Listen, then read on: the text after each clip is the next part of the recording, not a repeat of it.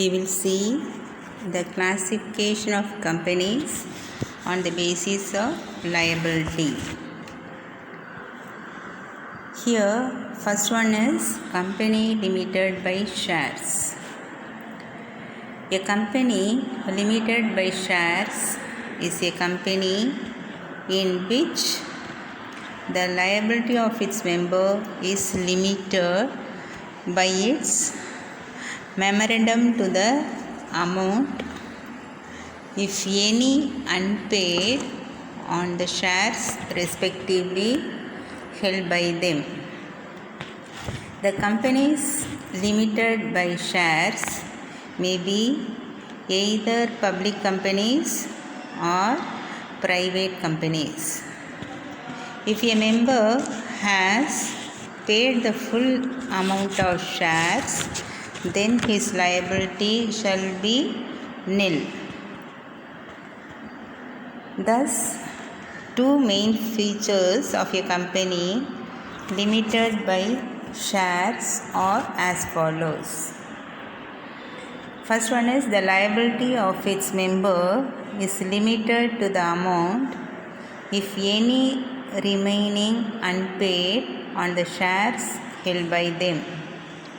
Next one is such liability can be enforced either during the lifetime of the company or during the winding up of the company. The next one is company limited by guarantee. A company limited by guarantee is a company in which the liability of its members is limited by its memorandum to such an amount as the members may undertake to contribute to the assets of the company in the event of the winding up of the company. Such companies are generally formed for the promotion of commerce, art, science, religion, charity, or any other useful object. The companies limited by guarantee may be either private companies or public companies. The last one is unlimited company. An unlimited company is a company in which the liability of its member is not limited by its memorandum. In other words, we can say the liability of member is unlimited. That is, there is no limit on the liability of the members. The members of such companies may be required to pay companies' losses from their personal property, because such companies have separate legal entity. Its creditors cannot file a suit against the members directly. The creditors will have to apply to the court for the winding up of the company, and then the liquidator will direct the members to contribute to the assets of the company to pay off its liabilities. Next classification is classification of companies on the basis of control. First one is government companies. A public enterprise incorporated under the Indian Companies Act 1956 is called a government company. These companies are owned and managed by the central or the state government. Section 617 of the Company Act 1956 defines government companies as any company in which not less than 51% of paid up share capital is held by the central government, or second, any state government or governments, or third, partly by the central government and partly by one or more state governments. A subsidiary of a government company shall also be treated as a government company. These companies are registered as private limited companies, though their management and their control vest with the government. This is a type of organization where both the government and private individuals are shareholders. Sometimes these companies are called as a mixed ownership company. The example for government company is Steel Authority of India, Indian Oil Corporation, Oil and Natural Gas Corporation, Bharat Heavy Electricals. The next one is holding companies.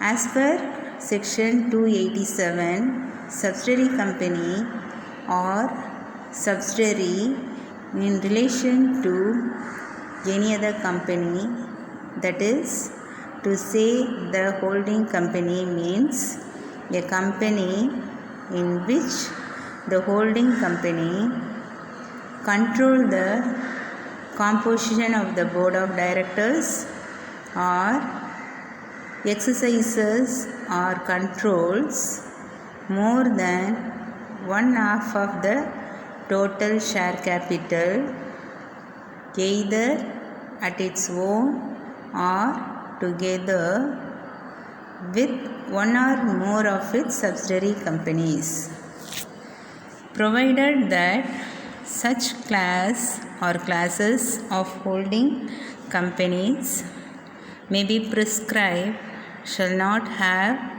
layers of subsidiaries beyond such numbers as may be prescribed. The next one is subsidiary companies. Subsidiary company or subsidiary in relation to other company, that is to say the holding company, means a company in which the holding company control the composition of the board of directors, or second, exercises or control more than one half of the total share capital, either at its own or together with one or more of its subsidiary companies. Examples: H Limited hold more than 50% of the equity share capital of S Limited. Now H Limited is the holding company of S Limited and S Limited is the subsidiary of H Limited. Now we will see the classification of companies on the basis of nationality. First one is domestic companies. A company which cannot be termed as foreign company under the provision of the Companies Act should be regarded as a domestic company. That means a company which is run in our country is called as domestic companies. Foreign companies. A foreign company means a company which is incorporated in a country outside India under the law of that country. After the establishment of business in India, The following documents must be filed with the Registrar of Companies within 30 days from the date of establishment.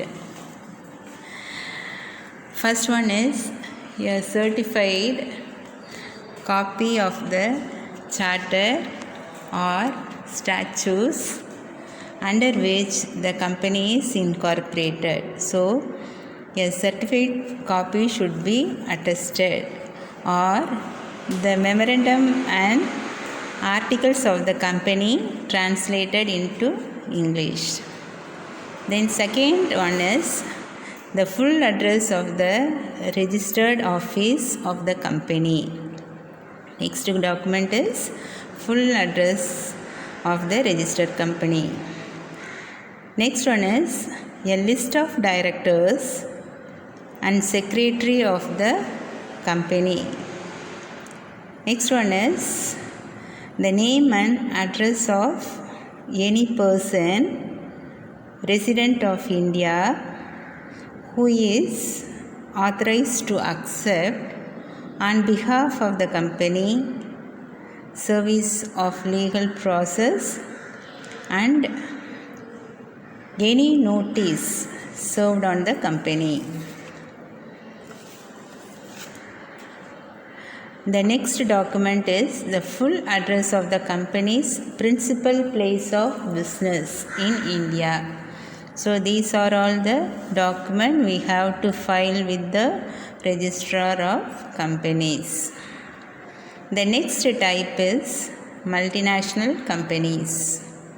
A multinational company is a huge industrial organization which operate in more than one country and then carry out production, marketing and research activities on international scale in those countries. The next condition is seeks to maximize profit world over. A domestic company or a foreign company can be a MNC, that is multinational companies.